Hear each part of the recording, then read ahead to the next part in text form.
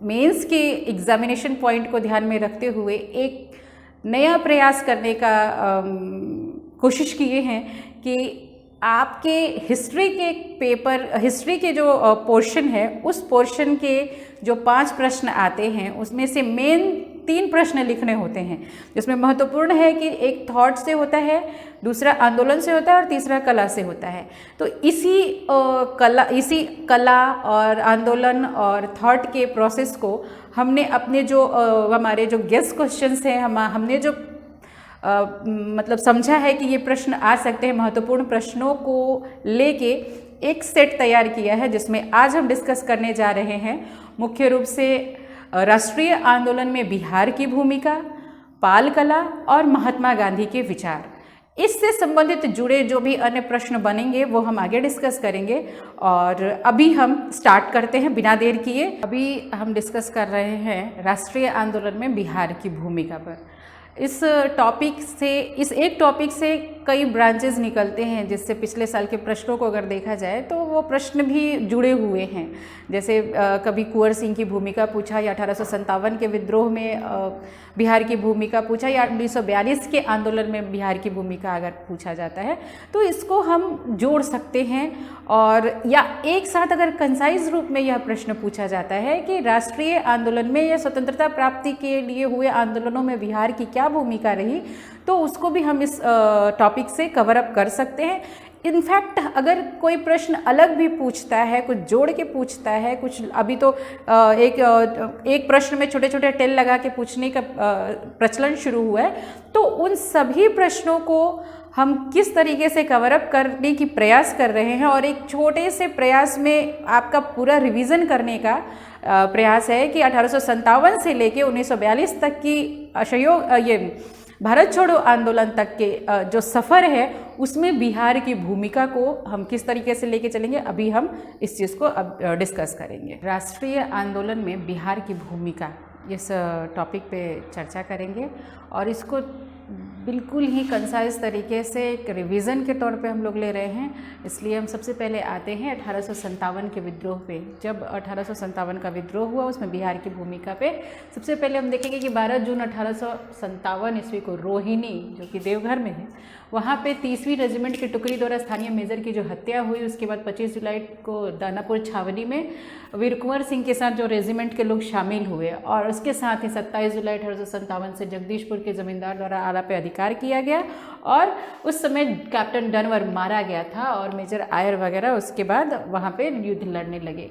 वीर कुंवर सिंह द्वारा विभिन्न जगहों पे जब ये लड़ाई चल रही थी और इनका संघर्ष चल रहा था, तो वो लखनऊ, अयोध्या वगैरह गए और वहाँ उन्होंने नाना साहब तात्या टोपे से युद्ध के कई गुण सीखे थे, जिसमें छापामार युद्ध वगैरह भी आते हैं, और उसको उन्होंने अपने साथ अप्लाई किया था। और आफ्टर वीर कुंवर सिंह, उनके भाई अमर सिंह ने उस जो एक संघर्ष चल रहा था उसका नेतृत्व किया था।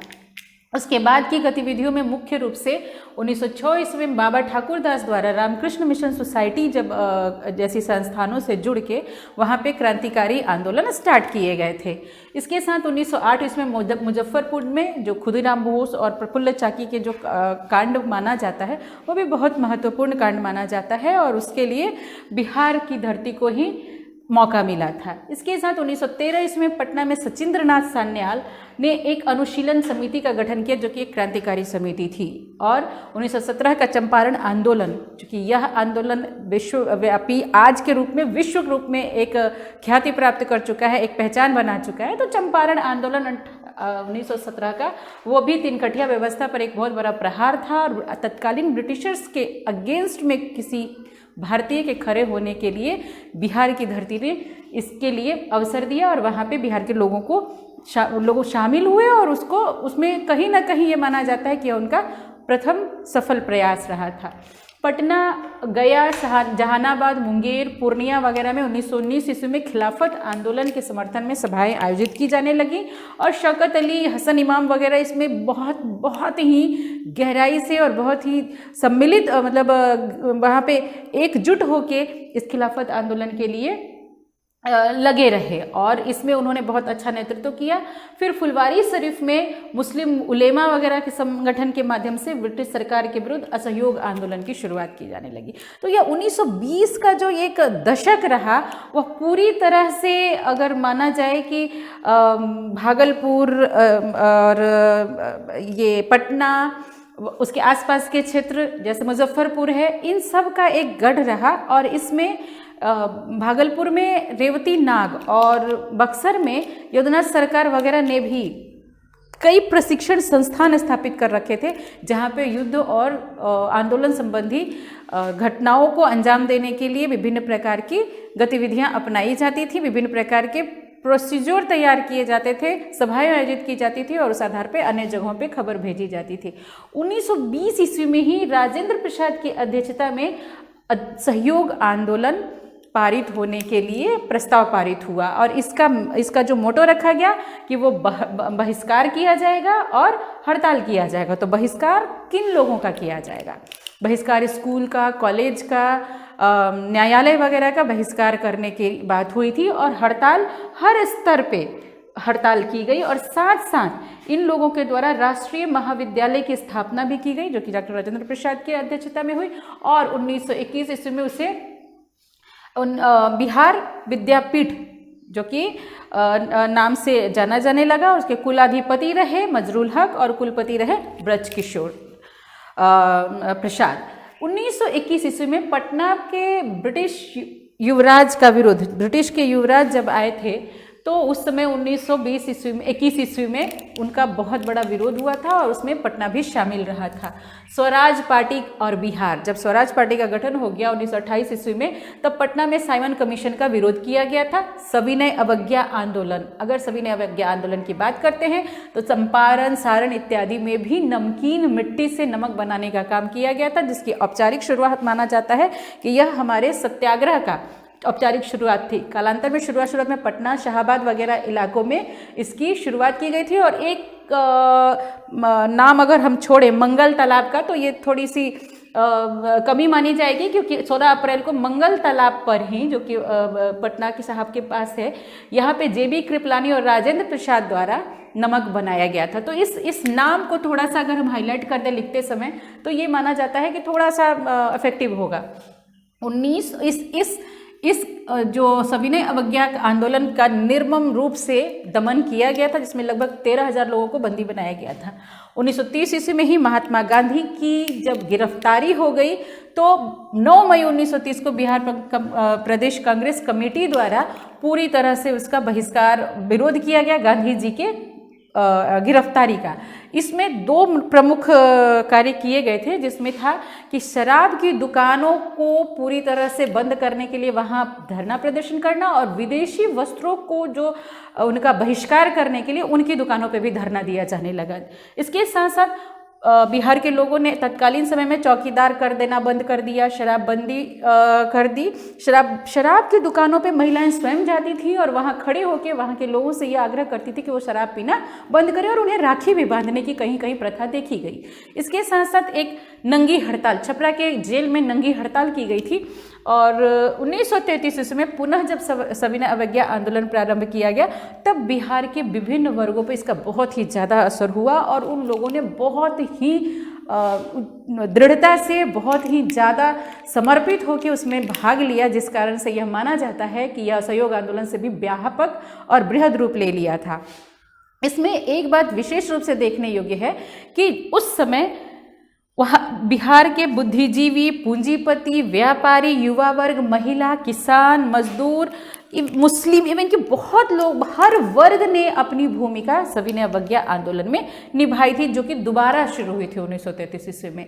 और उसके बाद हम देखिए व्यक्तिगत सत्याग्रह। व्यक्तिगत सत्याग्रह के लिए सबसे पहले हम मानते हैं कि विनोबा भावे प्रथम व्यक्तिगत सत्याग्रही थे और जवाहरलाल नेहरू जी को द्वितीय सत्याग्रही माना जाता है। लेकिन बिहार में अगर सत्याग्रह की बात करें तो श्री कृष्ण सिंह को प्रथम सत्याग्रही माना जाता है और द्वितीय अनुग्रह नारायण सिंह को। इसके बाद श्याम नारायण सिंह, हरिशंकर सिंह वगैरह लोगों ने भी सत्याग्रह आंदोलन में बहुत ही महत्वपूर्ण भूमिका निभाई।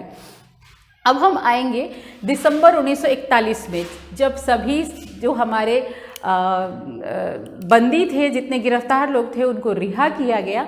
और रिहा करने के बाद उन लोगों ने जो राष्ट्रवाद की चेतना जगाई और ब्रिटिशर्स के विरोध में लोगों को खड़ा किया, जिसने एक बहुत बड़े आंदोलन की नींव रखी। और वो आंदोलन था 1942 ईस्वी का भारत छोड़ो आंदोलन, जब महात्मा गांधी ने यह नारा दिया, करो या मरो। यद्यपि उस समय सभी नेताओं को पूरी तरह से गिरफ्तार कर लिया गया और उन्हें जेल में डाल दिया गया, लेकिन तब भी भारत छोड़ो आंदोलन में बिहार से डॉक्टर राजेंद्र प्रसाद को बांकीपुर जेल में डाल दिया गया था। श्री कृष्ण सिंह, अनुग्रह नारायण सिंह, फुलेंद्र सिंह इत्यादि सबको जेल में डाल दिया गया था। इसके बावजूद भी वह आंदोलन चला।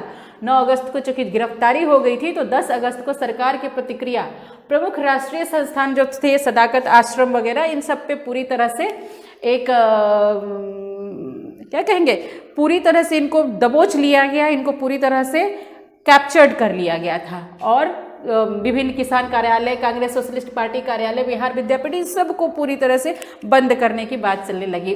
11 अगस्त 1942 ईस्वी को पटना के सचिवालय की घटना घटी, जिसमें W.C. आर्थर ने जो फैसला लिया, उन 9 बच्चों को, 9 छात्रों पे जो गोली चलाई गई, उस घटना ने सभी को इस बात के लिए आंदोलित कर दिया कि अब बिहार की जनता भी चुप नहीं बैठी है। उन 9 छात्रों में प्रमुख रूप से नाम थे राजेंद्र सिंह, रामानंद सिंह, राम गोविंद सिंह, उमाकांत सिंह, सतीश कुमार और देवीपत चौधरी और जगपत चौधरी। 12 अगस्त 1942 को गोलीबारी की जो घटना हुई, उसके विरुद्ध विभिन्न प्रकार की प्रतिक्रियाएं हुई, जिनमें समानांतर सरकार की स्थापना की बात हुई। जिस समानांतर सरकार को स्थापित करने के लिए जयप्रकाश नारायण, रामानंद मिश्र, सूरज नारायण सिंह, योगेंद्र शुक्ल और सरदार नित्यानंद, इन्होंने पूर्णिया के एक स्थल सिमौली गांव में बैठक की। उसमें अपने जो भी इनके कार्यकर्ता थे, उनको 2 भागों में बांटा, सैन्य और असैन्य। सैन्य भाग की सुरक्षा, सैन्य भाग का नेतृत्व करने की जिम्मेदारी नरसिंह नारायण को दिया गया, जो खुशलाल भी थे वहाँ उसके साथ, और असैन्य का वासुदेव नारायण को दिया गया। इन लोगों ने जो दल बनाए, वो 2 तरह से कार्य करने लगे। इनके 2 दल थे जो 2 रूप से काम करते थे।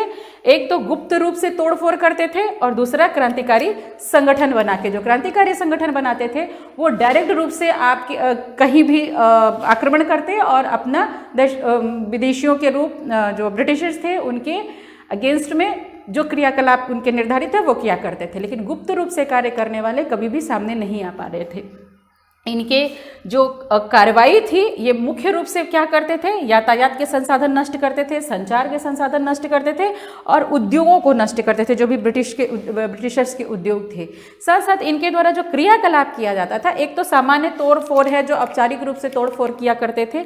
दूसरा आगजनी, जो आग लगाया करते थे, और मुख्य रूप से सरकारी दस्तावेजों को आग लगाया करते थे, क्योंकि इनका मानना था कि बहुत जगह पे किसानों की जो जमीन थी, उसको जबरदस्ती जमींदारों के द्वारा उस पर अधिकार कर लिया गया था। तो आगजनी में सरकारी दस्तावेजों को जलाया जाता था। फिर रासायनिक पदार्थ और बारूद का उपयोग करते हुए ये लोग उद्योग और सरकारी कार्यालयों को उड़ा देते थे।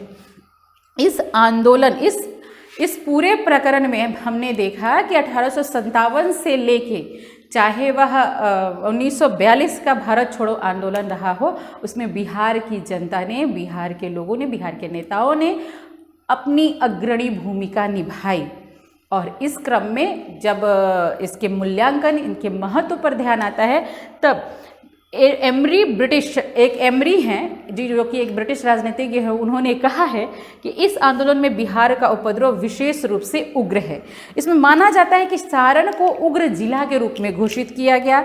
सिवान को जो झंडा फहराने के लिए वहाँ पे जो फुलेना सिंह थे, उनको गोली मार दी गई थी। इस प्रकार से कई एरिया थे, जैसे मुंगेर, जहाँ आज़ाद हिंदुस्तान पत्रों का समाचार संपादन हुआ, और जमशेदपुर में टिस्को के मजदूरों ने हड़ताल किया। तो इस तरीके से पूरा बिहार जैसे छोटे छोटे कार्य क्रियाकलापों से एकजुट होके अंग्रेजों के विरुद्ध समय समय पे अपना विद्रोह प्रदर्शन करते रहे। और इसमें इस एक छोटे से प्रांत को उस समय में हर आंदोलन में भाग लेने का अवसर मिला। तो जब हमें प्रश्न लिखना है, तो प्रश्न के मूल डिमांड को समझना होगा कि प्रश्न पूछ क्या रहा है। अगर इस तरह का प्रश्न पूछ रहा है, ऐसे तो हम लोगों ने अलग अलग डिस्कस किए होंगे, अलग अलग प्रश्न तैयार किए होंगे, लेकिन अभी प्रश्न का ट्रेंड चूंकि चेंज हो रहा है, तो कहीं अगर ये प्रश्न पूछता है कि पूरे बिहार का महत्व पूरे आंदोलन में, आंदोलन ब्रिटिश राज्य को हटाने में, तो इस तरह से हम प्रश्नों को